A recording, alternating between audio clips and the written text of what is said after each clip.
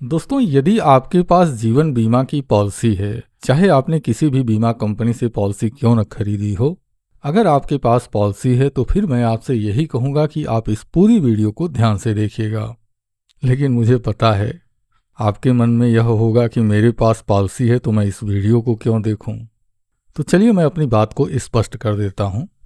मुझे यह पूरा यकीन है कि फील्ड में आपने कुछ लोगों के मुंह से यह जरूर सुना होगा कि जब बीमा पॉलिसी खरीदना होता है तो बड़े ही आराम से बीमा पॉलिसी मिल जाती है, लेकिन जब पॉलिसी में मृत्यु दावा आ जाता है और भुगतान लेना होता है तब बहुत सारी दिक्कत होती है। तो अगर आप यह जानना चाहते हैं कि इस तरह की समस्या क्यों होती है और आपको इस तरह की समस्या का सामना न करना पड़े, तब मैं इसके लिए कहूँगा कि आप इस पूरी वीडियो को ध्यान से देखिएगा। अच्छा, इस वीडियो में जो जानकारी दे रहा हूँ इसका संबंध ऐसा नहीं है कि सिर्फ जीवन बीमा पॉलिसियों से ही है। अगर आप बैंकों में निवेश करते हैं, अगर आपका निवेश पोस्ट ऑफिस में है, अगर आप म्यूचुअल फंड में निवेश करते हैं, अगर आपके पास प्रॉपर्टी है, इन सभी मामलों में आपको दिक्कत न हो, इसके लिए इस वीडियो में जो जानकारी दी जा रही है यह काफ़ी उपयोगी साबित होगी। तो चलिए अब आपके समय को नुकसान किए बिना हम इस महत्वपूर्ण जानकारी को शुरू करते हैं। दोस्तों, सबसे पहले मैं आपसे यह कहूँगा कि आपको अगली बार जब भी समय मिलता है या फिर यह वीडियो जैसे समाप्त हो जाती है, सबसे पहले आप अपने जीवन बीमा पॉलिसी का जो मूल पॉलिसी बॉन्ड है उसको निकाल लीजिए। इसके बाद जिन जिन दस्तावेज़ों को मैं बोल रहा हूँ उन दस्तावेज़ों को आप नोट कर लें और उसको आप निकाल कर सामने रखें। सबसे पहले आपके स्कूल का सर्टिफिकेट, खास तौर से स्कूल का वह सर्टिफिकेट जिसके अंदर जन्मतिथि लिखी हुई होती है। आपको आईडी प्रूफ और एड्रेस प्रूफ निकालना है। इसके लिए आप अपना Aadhaar card, PAN card, bank passbook, driving licence, voter ID, इस तरह के जितने भी दस्तावेज हैं आप निकाल लें। अच्छा, ऐसा नहीं है कि सिर्फ आपको अपने दस्तावेजों को देखना है, आप अपने परिवार के जितने भी सदस्य हैं, सबसे पहले आप अपने पत्नी के जो दस्तावेज हैं आप उनको भी निकाल लें, आपके बच्चों के जो दस्तावेज हैं आप उनको भी निकाल लें। अब जब आप इन सभी दस्तावेजों को आप निकाल लेते हैं तो आपको एक सूची तैयार करनी है। सूची किस चीज़ से तैयार करनी है? मुझे यकीन है कि आप, आपकी पत्नी और आपके बच्चे, हर एक के पास हाई स्कूल का सर्टिफिकेट होगा, यानी स्कूल प्रमाण पत्र सभी के पास होगा। तो सबसे पहले आप अपने परिवार के सभी सदस्यों के स्कूल सर्टिफिकेट को आप निकाल कर रख लें। बेहतर होगा कि अगर आपके माता पिता का भी स्कूल सर्टिफिकेट है तो उसको भी आप सामने रखें। अगर माता पिता का स्कूल सर्टिफिकेट नहीं हो और उनका आधार कार्ड बना हुआ है, तब आप उनके आधार कार्ड को भी यहाँ पर शामिल कर सकते हैं। अब आपको करना क्या है, यहाँ पर देखिए, उदाहरण के लिए मैंने एक फैमिली का यह पूरा डेटा नोट किया है। अगर इसमें आप ध्यान देंगे तो दिनेश लाल पांडे जी पिता हैं, इनकी डेट ऑफ बर्थ है 12 फरवरी 1960।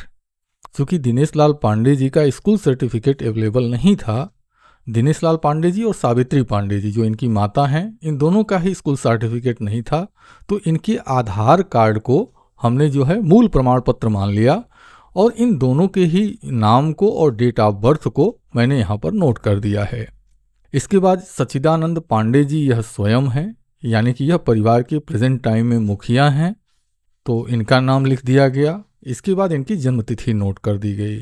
ठीक इसी तरह से राधिका पांडे उनकी पत्नी, विवेक पांडे और रमेश पांडे ये दो उनके पुत्र हैं, तो इस तरह से हमने इनका डेटा नोट कर लिया। ठीक इसी तरह से आप किसी पेपर के ऊपर स्कूल सर्टिफिकेट को प्राथमिकता देते हुए उसी आधार पर जो फैमिली मेंबर्स के नाम हैं, उनकी जन्मतिथि है, इसको नोट कर दें। अब आपको सबसे पहला काम क्या करना है कि आप अपना जीवन बीमा का जो पॉलिसी बॉन्ड है, चाहे आपने किसी भी जीवन बीमा कंपनी से पॉलिसी खरीदी हो, अपने जीवन बीमा पॉलिसी के पॉलिसी बॉन्ड को निकालिए और अपने नाम को और जन्मतिथि को चेक कीजिए। जीवन बीमा के पॉलिसी बॉन्ड में आपका नाम और जन्मतिथि दोनों ही दी हुई होती है, तो आपको मैच क्या करना है कि आपके स्कूल सर्टिफिकेट में जो नाम दिया जा रहा है, क्या वही नाम आपके पॉलिसी बॉन्ड में है या नहीं है। इसके बाद जो आपके स्कूल सर्टिफिकेट में आपकी डेट ऑफ बर्थ दी गई है, क्या वही डेट ऑफ बर्थ आपके पॉलिसी बॉन्ड में है या उसमें अंतर है। यदि इन दोनों ही चीज़ों में आपको डिफरेंस दिखाई देता है तो मैं आपसे यही कहूँगा कि आप अपने पॉलिसी बॉन्ड में तत्काल सुधार करा लीजिए, क्योंकि अगर आप ऐसा नहीं करेंगे और कल की डेट में सपोज दैट कि आपके जीवन बीमा पॉलिसी में मृत्यु दावा आ जाता है और यह कार्य आपके नॉमिनी को करना पड़ता है, ऐसी कंडीशन में उनको लोहे का चना चबाना पड़ जाएगा। अब आपको दूसरा काम यह करना है कि आपके पॉलिसी बॉन्ड में आपने जिसको नॉमिनी बनाया है उसका नाम दिया होगा।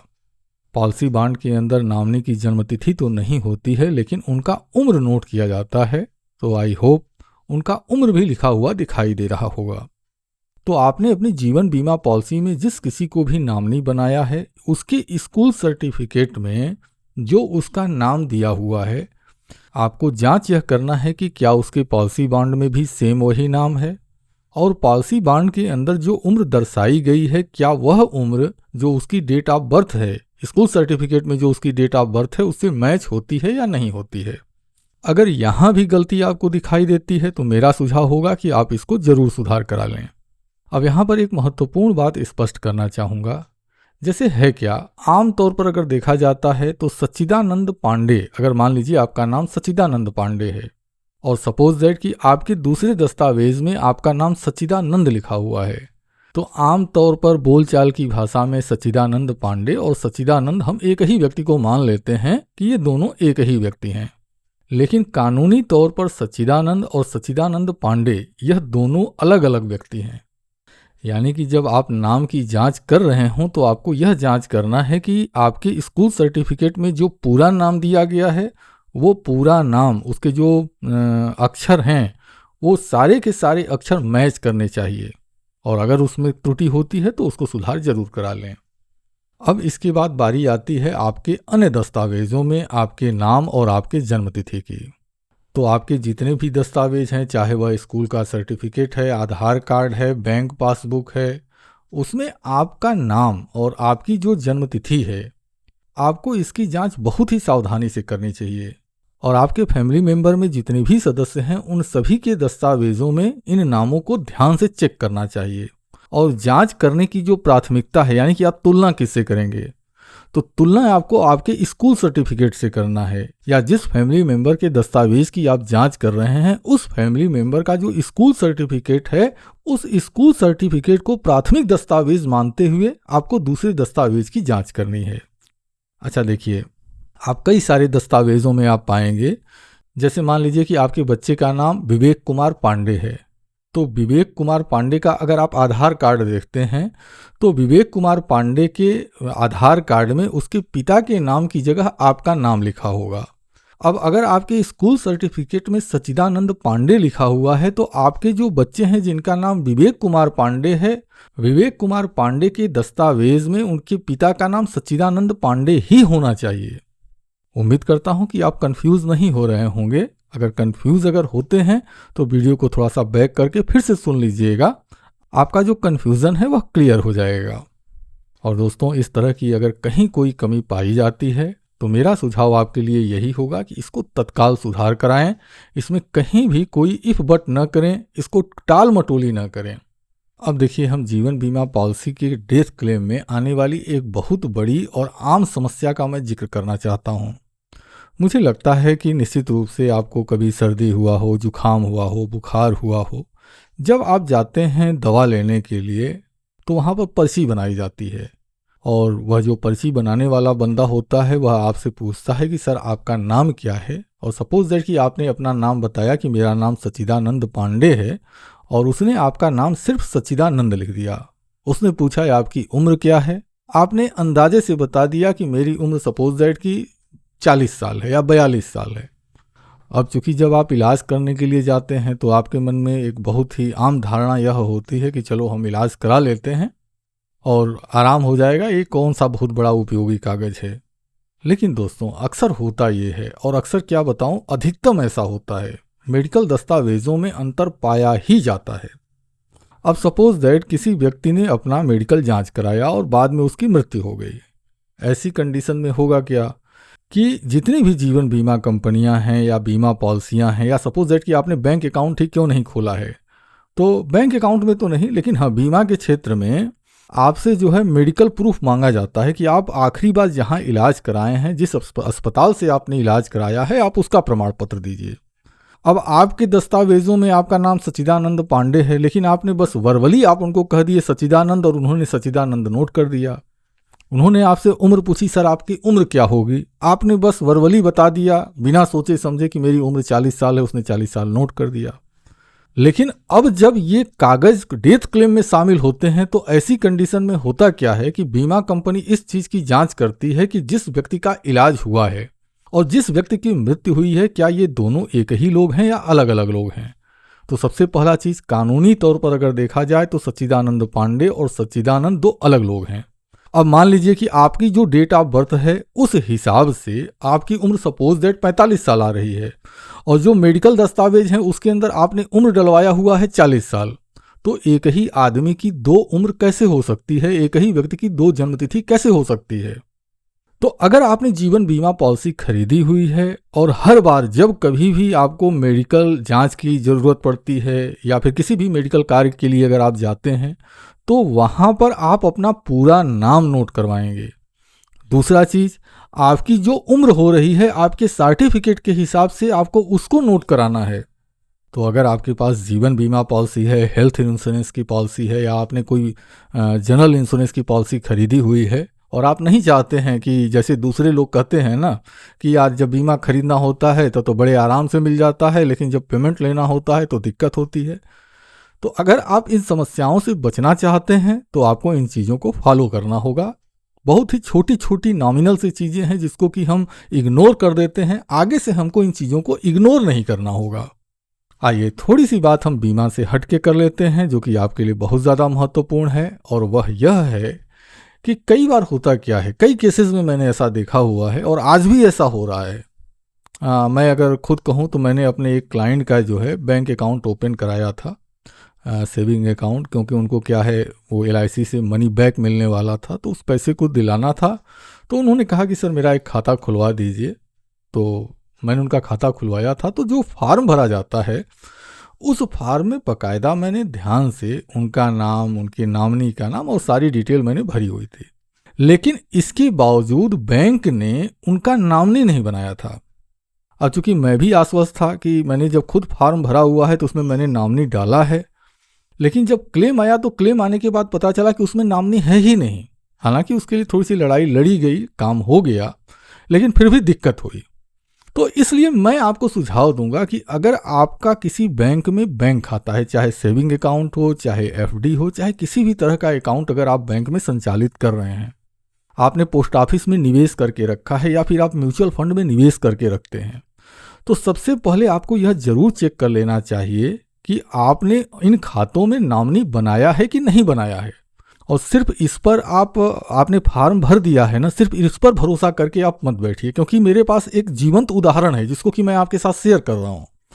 तो अगली बार जब भी आप बैंक जाइएगा या फिर पोस्ट ऑफिस जाइएगा या फिर आप म्यूचुअल फंड के ऑफिस अगर जाइएगा तो आप वहाँ पर ज़रूर पता कीजिएगा कि भाई देखिए मेरा ये खाता नंबर है, इस खाता नंबर में चेक करके आप ये बताओ कि मेरे इस खाते में नामनी कौन है। यह बहुत ज़रूरी है। और जो उसने नामनी डाला हुआ है, जो आपकी नामनी, जिसको भी आपने नामनी बनाया है, क्या उसके सर्टिफिकेट में वही नाम पड़ा हुआ है। तो आपको इस चीज़ की जांच जरूर कर लेनी चाहिए। अब देखिए, अगर आपने जीवन बीमा की पॉलिसी खरीदी है तो एक महत्वपूर्ण जानकारी और देना चाहता हूं, और वह जानकारी है कुटुंब रजिस्टर की नकल। कई बार देखिए, मैं जब डेथ क्लेम का पेमेंट दिलाने के लिए जाता हूं तो ऐसी कंडीशन में मैंने कई बार ऐसी समस्या देखी है कि बीमा कंपनी कहती क्या है कि आप नॉमिनी हो या आप लीगल वारिस हो, जो मृतक पॉलिसी धारक है आप उसके लीगल वारिस हो, आपको ये प्रूफ करना है। कैसे करोगे?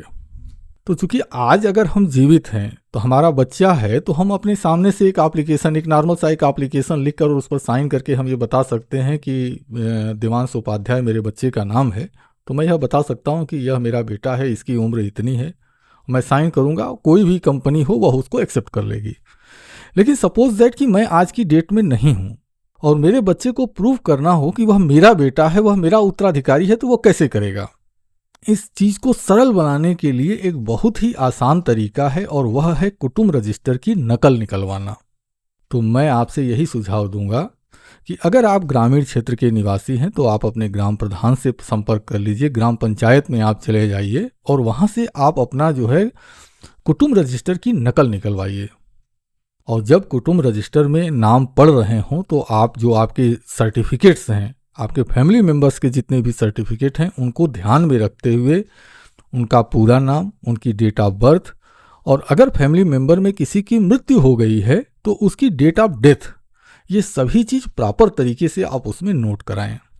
और यह सिर्फ जीवन बीमा के पॉलिसी में ही आपके लिए लाभप्रद नहीं होगा, कई मामलों में बच्चों के एडमिशन के जगह पर भी इसका काम आ सकता है। कई मामलों में, जैसे मान लीजिए आपने बैंक खाते में भी अगर निवेश किया हुआ है और वहाँ भी अगर प्रूफ करने की ज़रूरत होती है तो यह कुटुंब रजिस्टर की नकल अपने आप में बहुत काफ़ी होती है, तो इसको आपको निकलवा लेना चाहिए। और सपोज दैट कि अगर आप शहरी क्षेत्र के निवासी हैं तो आप नगर पंचायत से संपर्क कर सकते हैं, वहाँ से आप इस दस्तावेज को प्राप्त कर सकते हैं।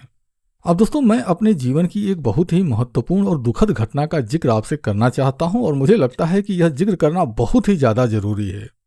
एक्चुअली हुआ यह कि मुझे लगता है कि 2008 की यह घटना है। 2008 में एक हमारे पॉलिसी धारक थे, उनको मैंने एक पॉलिसी सेल की हुई थी, और जब मैं पॉलिसी सेल कर रहा था तो आज तो देखिए बहुत सारे, जैसे आधार कार्ड भी बहुत ज़्यादा महत्वपूर्ण हो गया है, बीमा अगर खरीदना है तो आधार कार्ड देना होगा। उस ज़माने में सिर्फ स्कूल सर्टिफिकेट के आधार पर ही बीमा कर दिया जाता था। मेरे यह जो खाता धारक थे, इनका नाम था सुरेंद्र कुमार। लेकिन कमाल की बात क्या थी कि सुरेंद्र कुमार जी का स्कूल सर्टिफिकेट तो सुरेंद्र कुमार के नाम से था, लेकिन उनका ड्राइविंग लाइसेंस में कुछ और नाम, उनके जो वोटर आईडी है, उस ज़माने में वोटर आईडी भी बहुत एक निवास प्रमाण के लिए बहुत ही महत्वपूर्ण दस्तावेज माना जाता था। आधार कार्ड का उतना, भाई उस समय तो शुरू हो रहा था तो आधार कार्ड का उतना प्रचलन नहीं था, तो है क्या कि निर्वाचन कार्ड में कुछ और नाम, ड्राइविंग लाइसेंस में कुछ और नाम। कुछ और नाम से मतलब क्या, जैसे सुरेंद्र कुमार है तो किसी में सुरेंद्र कुमार गुप्ता, सुरेंद्र कुमार साहू, किसी में सुरेंद्र कुमार ही नाम दिया हुआ है। तो इस तरह की उनके दस्तावेजों में बहुत सारी अनियमितता थी। उन्होंने अपने पत्नी को नाम नहीं बनाया, पत्नी के दस्तावेज में भी डिफरेंस था। पत्नी के दस्तावेज में तो ऐसी प्रॉब्लम थी ना कि एक दस्तावेज में गुड्डी नाम लिखा हुआ था तो दूसरी दस्तावेज में सुमित्रा करके कुछ नाम था तो सुमित्रा लिखा हुआ था। तो हमने उनसे कहा कि सर देखो है क्या कि ठीक है, हम पॉलिसी तो आज की डेट में हम आपकी कर दे रहे हैं, लेकिन इन दस्तावेजों की वजह से आपको समस्या होगी, तो इसको आप जितना जल्दी हो सके सुधार करा लीजिए। हमने बता दिया, पॉलिसी हुई, पॉलिसी होने के बाद पॉलिसी बॉन्ड दे दिया गया। पॉलिसी बॉन्ड देने के बाद मुझे लगता है कि 6 महीना साल भर के अंदर फिर से दोबारा मैंने उनसे पूछा कि सर वो आपका काम हो गया कि नहीं हो गया। उन्होंने कहा कि अभी तो नहीं कराया हूँ यार, लेकिन चलो अभी क्या है, वो निर्वाचन कार्ड वाला काम शुरू होगा तो हम कराएंगे। ऐसे करते करते करते करते 2012 का समय आया। 2012 में उनको बैंक अकाउंट खोलना था, तो बैंक अकाउंट खोलने के लिए फिर से उन्होंने हमसे संपर्क किया। तो मैंने कहा कि भाई जो आपने LIC में खाता खोला हुआ है वही नाम जो है आपका बैंक अकाउंट में होना चाहिए, अदरवाइज प्रॉब्लम हो जाएगी। उनका खाता खोलने के लिए पॉलिसी बॉन्ड की फ़ोटो कॉपी लगाई गई और उसके बाद एक शपथ पत्र बना के दिया गया, और उन्होंने कहा कि ठीक है रितेश, मैं जितना जल्दी हो सकेगा मैं इस दस्तावेज़ को रेडी कर लूँगा। लेकिन दोस्तों, बहुत ही दुखद घटना हुई 2013 में। मुझे लगता है कि शायद मार्च या अप्रैल के महीने में यह घटना हुई। रोड एक्सीडेंट में ये जो हमारे मित्र थे, ये आज इस दुनिया में नहीं है, 2013 में रोड दुर्घटना में इनकी मृत्यु हो गई। अब दोस्तों, यह हमारे बहुत ही करीबी मित्र होने के बावजूद इनका क्लेम दिलाने में मुझको 3 साल का समय लगा, 3 साल का। और कमाल की बात मैं आपको बताऊं, जब इनके सारे दस्तावेज कंप्लीट करके LIC में जमा किए गए, विद इन हमको लगता है कि शायद 12वें दिन ही उनको इनका चेक मिल गया। एक महिला है जो कि बाहर क्या होता है उसको पता ही नहीं है, वह जीवन भर अपने घर की जो चौखट है उसको लांघ कर वो बाहर ही नहीं गई है, और उसको सारे दस्तावेज में सुधार कराना हो तो उसको किस तरह की समस्या का सामना करना पड़ सकता है, इसका अनुमान आप लगा सकते हैं। तो दोस्तों, अगर आपके दस्तावेजों में इस तरह की समस्या है तो मेरा सुझाव आपके लिए यही होगा कि बिना कोई इफ बट किए, बिना कोई टाल मटोली किए आप अपने दस्तावेजों में तत्काल सुधार करा दें। दोस्तों, मैं यह नहीं जानता हूं कि आपने क्या चीज़ सोचकर हमारी इस वीडियो को देखना शुरू किया है, लेकिन मैं यह एक चीज़ तो जरूर जानता हूं, उस परमपिता परमेश्वर की इच्छा के बगैर एक पत्ता नहीं हिलता है। तो उस ईश्वर ने आपको कौन सी प्रेरणा दी कि आपने हमारी इस वीडियो को देखा? मैं यही कहूँगा कि आप अपने दस्तावेजों में जितना जल्दी हो सके जरूर सुधार करा दें, इसमें कोई इफ बट न करें। नहीं तो होगा यही कि आपके अपने खुद के पैसे को लेने के लिए आपके परिवार के सदस्यों को दर दर की ठोकरें खानी पड़ेगी। उम्मीद करता हूँ वीडियो में दी गई जानकारी थोड़ा सा दिल को चुभाने वाली होगी, लेकिन अगर मैं सिर्फ आपको खुश करूँगा तो निश्चित रूप से यह मीठा जहर का काम करेगा। मेरा प्रयास रहा है कि मैं आपके मन को थोड़ा सा झकझोर दूं, ताकि आप अपने दस्तावेजों में सुधार करा लें और कल की डेट में आपके परिवार को किसी भी तरह की समस्या का सामना न करना पड़े। अगर हमारा प्रयास, हमारी यह जानकारी आपको उपयोगी लगी हो तो मैं चाहूँगा कि वीडियो के नीचे जो लाइक की बटन है उसको ज़रूर क्लिक कर दें, और अगर आपके मन में कोई सवाल है तो वीडियो का कमेंट सेक्शन सिर्फ और सिर्फ आपका है। आप अपने सवाल नहीं संकोच हमसे पूछें, मैं यथाशीघ्र आपके प्रश्नों का उत्तर देने का प्रयास करूंगा। और सबसे महत्वपूर्ण बात यह कि अगर आप जीवन बीमा से संबंधित जानकारियों से भविष्य में भी अपडेट रहना चाहते हो तो इसके लिए आप हमारे YouTube channel Ritesh LIC advisor को सब्सक्राइब कर सकते हैं। और अगर आपने पहले ही हमारे चैनल को सब्सक्राइब कर लिया है तो आपको दिल से बहुत बहुत धन्यवाद। चलिए अब अपने इस वीडियो को समाप्त करते हैं और इस वादे के साथ समाप्त करते हैं कि बहुत जल्द अगली वीडियो में फिर से आपके सामने उपस्थित रहेंगे। तब तक के लिए जय सिया राम जी।